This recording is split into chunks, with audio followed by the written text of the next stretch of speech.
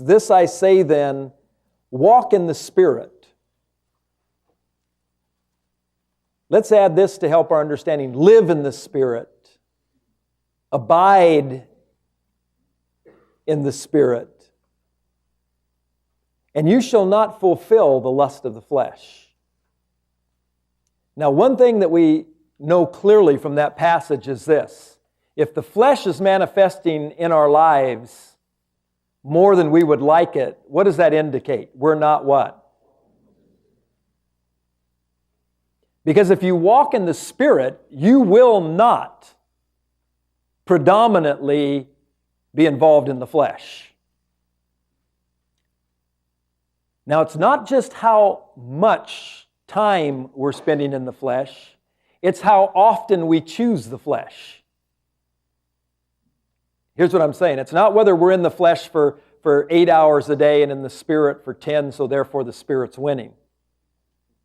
If we live in the Spirit, if we walk in the Spirit, we will not habitually be overcome by the flesh. We won't choose the flesh every time it shows up. Even if it's for a short period of time, for us to habitually choose that, to give it place in our lives, indicates that we're not living in the Spirit.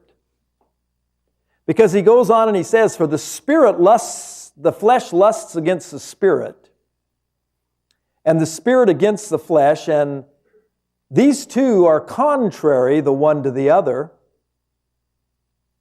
so that you cannot do the things that you would. But if you be led of the Spirit, you are not under the law. That's a powerful statement.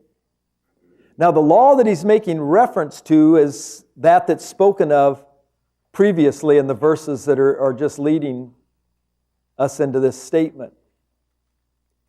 Brethren, verse 13, you have been called unto liberty, only use not your liberty as an occasion to the flesh, but by the Spirit, through the Spirit, in love, serve one another. For all the law is fulfilled in one word, even in this, say it with me. Okay, so how do we know whether we're living in the Spirit then? If we what? Love our neighbor as we love ourselves. Amen? See, because if you're living in the Spirit, you're fulfilling the law of God. You're no longer under the judgment of the law. The law and the prophets, love God with all of your heart, your neighbor is yourself. It's that simple. We get bogged down in a lot of details, and sometimes we need to just simplify. Is this permissible? Is this a disputable matter? Let's ask this question. Am I loving God with all of my heart, and am I loving my neighbor as myself? And if I'm not, then this thing that we're questioning is a disputable matter. Is it a faith? What is it? It's probably being approached in the flesh, and you're really not going to make the right determination.